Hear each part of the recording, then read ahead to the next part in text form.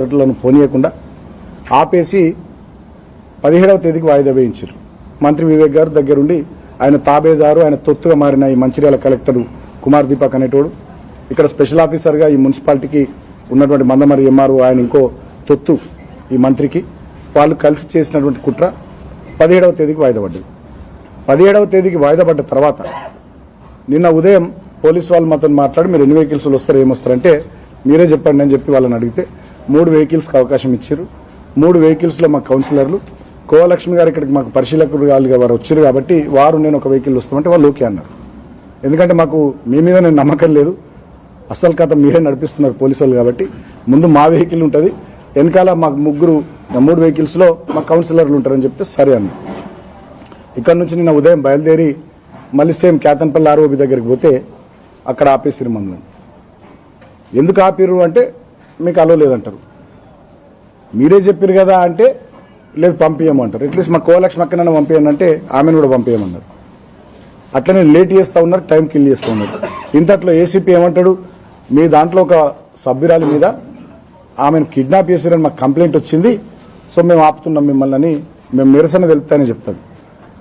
ఎవరు ఆ కౌన్సిలర్ అంటే 21వ వార్డు బబ్బెర స్వర్ణలత అంటే ఆమెను తీసుకొచ్చి మరి ఈమె మీద కంప్లైంట్ వచ్చింది కాబట్టి ఈమె విషయం కాబట్టి ఈ ముక్కామి ఇక్కడ ఉండని మిగతా కౌన్సిలర్లు అందరినీ పంపిద్దామంటే దానికి మళ్ళా అడ్డు చెప్పారు. అడ్డు చెప్పినప్పటికి కూడా మళ్ళీ కొద్దిసేపు మాట్లాడి మేమే కొంచెం తగ్గి సమయం ఎక్కువ లేదు కాబట్టి ఆ 13 మంది కౌన్సిలర్లను మేము పంపించినాం. మా కోవలక్ష్మక్కను కూడా వద్దన్నారు, అయిపోయింది.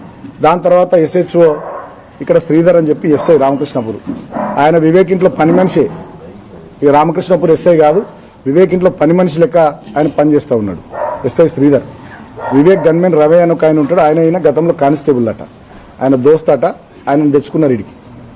ఆయన వచ్చి ఆ కంప్లైంట్, ఆ పిటిషన్, ఎఫ్ఐఆర్ అది ఇదంతా చూపిస్తే ఆమె గట్టిగా మాట్లాడి నేను బీఆర్ఎస్ పార్టీ కార్యకర్తను, ఒక పేదదాన్ని, మా సుమనన్న టికెట్ ఇచ్చిండు, కేసీఆర్ నాయకత్వంలో ప్రజలు ఆశీర్వదించి మమ్మల్ని గెలిపించారు, మా మీద ఎలాంటి ఒత్తిళ్లు లేవు అని చెప్పి ఆమె గట్టిగా చెప్పినాక ఆమెను పంపించమంటే మళ్ళీ ఆమెను పంపారు. మళ్ళా మా కార్యకర్త బైక్ మీద ఆమెను పంపించి నిన్న ఇన్ టైంలో మా 14 మంది కౌన్సిలర్లు లోపలికి పోయేటట్టు చేసినాం. దాని తర్వాత మమ్మల్ని ఓని అనేటువంటి పోలీసు వాళ్ళు మంత్రి గారి కాన్వాయ్ 4-5 కార్లను వాళ్ళు పోనిచ్చే ప్రయత్నం చేస్తే అక్కడ మా కార్యకర్తలు మమ్మల్ని పోనీయారు, వాళ్ళని ఇట్లా పోనిస్తారంటే అక్కడ మా మీద లాఠీ చార్జ్ చేసింది పోలీసు వాళ్ళు. అటువైపు నుండి రాళ్లు విసిరింది కాంగ్రెస్ వాళ్ళు. రాళ్లు విసరడమే కాకుండా మా మూలరాజిరెడ్డి గారు జడిపి మాజీ వైస్ చైర్మన్ కారు ధ్వంసం చేశారు. నేను మీ టీవీలలో వివేక్ కాన్వాయ్లోని కారు ధ్వంసం, అది వివేక్ కాన్వాయ్ కారు కాదు, మా మూలరాజిరెడ్డి గారి కారు ధ్వంసమైంది. కానీ తీరా చూస్తే కేసులు ఎవరి మీద అయినాయి, బాల్క సుమన్ మీద, బీఆర్ఎస్ పార్టీ కార్యకర్తల మీద, మా నాయకుల మీద. కొట్టింది పోలీసు వాళ్ళు మమ్మల్ని, మా మీద రాళ్ళేసింది కాంగ్రెస్ వాళ్ళు. అక్కడ మాకు వ్యతిరేకంగా మా వాళ్ళ మీద దాడులు చేసేటటువంటి ప్రయత్నం చేసింది కాంగ్రెస్ వాళ్ళు. వందలాది మంది వచ్చి వాళ్ళు చేస్తే కేసులు మాత్రం మా మీదనైనాయి. నేను ఒక మాట అడుగుతున్నా పోలీసు వాళ్ళని, నిజంగా మీకు దమ్ముంటే, చిత్తశుద్ధి ఉంటే ఆ వీడియో ఫుటేజెస్ మీడియా వాళ్ళందరూ ఉండరు, నిన్న చూడాలి కదా. ఎవరో కానిస్టేబుల్ మీద నేను రాయి వేసినా నా మీద కేసు పెట్టిరు. మరి కానిస్టేబుల్ మీద రాయి వేసినటువంటి ఆ ఫుటేజ్లో రాయేమో గటువైపు నుండి వస్తుంది, నేనేమో ఇక్కడ ఉన్నా, క్లియర్గా ఉంది వీడియో ఫుటేజ్.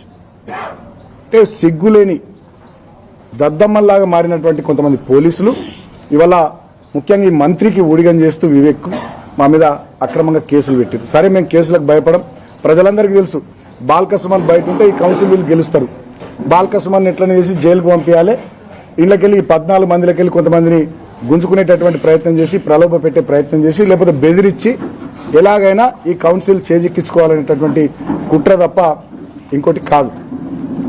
అయితే దీంట్లో నేను మీతో కోరే ఇంకో విషయం ఏంటంటే, మీడియా మిత్రులు కానీ రాష్ట్ర ప్రజలు కానీ మిమ్మల్ని ఆలోచించమని కోరేది ఏంటంటే, కేవలం సంఖ్యాబలం లేకున్నా ఎట్టి పరిస్థితుల్లో కేతన్పల్లి మున్సిపాలిటీ మీద కాంగ్రెస్ పార్టీ జెండా ఎగరాలి అనేటటువంటి ఆలోచనతో మంత్రి వివేక్ చేస్తున్నటువంటి కుట్రలు ఇవన్నీ భద్రాచలంలో మా కౌన్సిలర్లను ఎత్తుకపోవడం నుంచి మొదలుకొని మొన్న 16వ తేదీన మేము ఇన్ టైంలో లోపలికోకుండా ఆపడం వరకు నిన్న మా స్వర్ణలత గారి మీద ఏదో కేసు అని చెప్పి నిన్న ఆపే ప్రయత్నం, మా మీద రాళ్ల దాడి, పోలీసులతో లాఠీ చార్జీలు, అంటే ఒక సీన్ క్రియేట్ చేసి ఎట్లనే చేసి ఎన్నిక వాయిదా పడేటట్టు చేయాలనేటటువంటి కుట్ర మొదటి నుండి ఈ మంత్రి గారు చేస్తూ ఉన్నారు. ఈ కుట్రలు ఫలించకపోవడం వల్ల లోపల మా కౌన్సిలర్ అభ్యర్థులను బెదిరియడం, ప్రలోభ పెట్టడం, బ్లాంక్ చెక్కులు ఇవ్వడం, స్వయంగా మంత్రి వివేక్ వాళ్ళ కొడుకు ఎంపీ వాళ్ళే మా వాళ్ళ దగ్గరికి పోయి ప్రలోభ పెట్టే ప్రయత్నం చేయడం, అది కూడా ఫలించకపోతే ప్రమాణ స్వీకారం తర్వాత ఒక ముగ్గురు కాంగ్రెస్ కౌన్సిలర్లు బాగా దాగొచ్చి మంత్రి వివేక్ ఆయన కొడుకు ఉండి వాళ్లే ఉసిగొల్పి మా మహిళా కౌన్సిలర్ల మీద దౌర్జన్యం చేసి దుశ్శాసన పర్వం జరిగింది. నిన్న మా మహిళా కౌన్సిలర్లను ఎక్కడ పడితే అక్కడ తాకడము, వాళ్ళని బెదిరియడము, అసాల్ట్ చేయడము, చెప్పలేని భాషలో వాళ్ళని తిట్టడము, ఈ రకంగా అదో కుట్ర లోపల చేసి ఎన్నిక వాయిదా వేయించుకొని బయటపడ్డారు. తర్వాత ఇక మా మీద మేము బయట ఉంటే ఎట్టి పరిస్థితుల్లో వాళ్ళ పప్పులు ఉడకవని చెప్పి, వాళ్ళ ఆటలు సాగవని చెప్పి మమ్మల్ని జైలుకు పంపించాలని చెప్పి ఇప్పటికే మా మూలరాజరెడ్డి గారిని అరెస్ట్ చేసిరు. ఇంకా మా వాళ్ళని 7-8 మంది నాయకులు కార్యకర్తలను అరెస్ట్ చేసి రామకృష్ణపూర్ పోలీస్ స్టేషన్లో ఉంచిరట. మమ్మల్ని కూడా ఏదో అరెస్ట్ చేస్తారని వార్తలు వస్తున్నాయి. సరే, ప్రజలు నిర్ణయిస్తారు అంతిమంగా. ఇవాళ మీ చేతిలో అధికారం ఉంది, మీ చేతిలో ప్రభుత్వం ఉంది, పోలీసులు ఉన్నారు. అక్రమ కేసులు పెట్టి మీరు ఎట్లనే చేసి ఇక్కడ నెగ్గాలనేటటువంటి కుట్ర మీరు చేస్తున్న దాన్ని ఇవాళ రాష్ట్ర ప్రజానీకం మొత్తం చూస్తుంది. తర్వాత నేను ఇంకో మాట అడుగుతున్నా ఈ మంత్రి గారిని.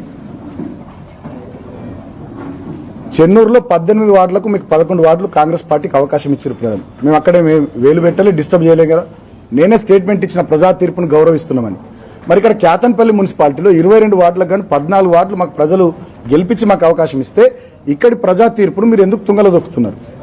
ఎందుకు పట్టపగలే ప్రజాస్వామ్యాన్ని హత్య చేసే ప్రయత్నం చేస్తున్నారు? ఇవాళ ఈ మంత్రి రాష్ట్ర ప్రజలకు, చెన్నూరు నియోజకవర్గ ప్రజలకు సమాధానం చెప్పాల్సినటువంటి అవసరం ఉంది. ఇప్పుడు కొత్త కథ వినిపిస్తా ఉంది ప్రొద్దు నుంచి. స్వయంగా కలెక్టర్ కుమార్ దీపక్ అనేటోడు, అదేవిధంగా ఈ మున్సిపల్ కమిషనర్, ఎంఆర్ఓ వీళ్ళు మా అభ్యర్థుల, మా కౌన్సిలర్ల బంధువులకు, వాళ్ళకు వీళ్ళకు ఫోన్లు కొట్టి మీ ఇండ్లు కూల్చేస్తారు, మీ ప్లాట్లు గుంజుకుంటారు, మీరు రామకృష్ణపూర్లో తిరగలేరు, మీకు ఇబ్బందులు అవుతాయి అని చెప్పి ఈ రకంగా బెదిరించే కార్యక్రమానికి మళ్ళా తెరలేపిరు. అంటే భద్రాచలం ఎపిసోడ్ నుంచి మొదలుకొని ఇవాల్టి బాల్క సుమన్ మీద కేసు పెట్టి జైలుకు పంపించే కుట్ర దాకా ప్రతి సందర్భంలో ఏదో రకంగా ఈ క్యాతన్పల్లి మున్సిపాలిటీని కైవసం చేసుకోవాలనేటటువంటి పిచ్చి ఆలోచన తప్ప ఇంకోటి కాదు. అందుకనే నేను చెన్నూరు నియోజకవర్గ ప్రజలకు, రాష్ట్ర ప్రజలకు విజ్ఞప్తి చేస్తా ఉన్నా. వీళ్ళ చేతిలో అధికారం ఉందని చెప్పి, వీళ్ళ చేతిలో పోలీసులు ఉన్నారని చెప్పి వీళ్ళు చేస్తున్నటువంటి దుర్మార్గాలను, వీళ్ళు చేస్తున్నటువంటి దౌర్జన్యాలను అందరూ కూడా గమనించాలని నేను కోరుతా ఉన్నా. గతంలో మేము కూడా ఈ ప్రాంతంలో 2 టర్ములు అధికారంలో ఉన్నాం. మేము ఎన్నడూ ఇట్లా ప్రవర్తించలే. మా కేసీఆర్ గారు ఎంత గొప్ప వ్యక్తి అంటే 2023లో 64 స్థానాలు కాంగ్రెస్ పార్టీకి వస్తే మ్యాజిక్ ఫిగర్ కన్నా 4-5 సీట్లు ఎక్కువ వాళ్ళకు. హుందాగా, గౌరవంగా ప్రజా తీర్పును గౌరవించి కేసీఆర్ గారు ప్రగతి భవన్ వదిలిపెట్టి వారి తోటకు వెళ్ళిపోయారు. ఇక్కడ కూడా చెన్నూరు అసెంబ్లీ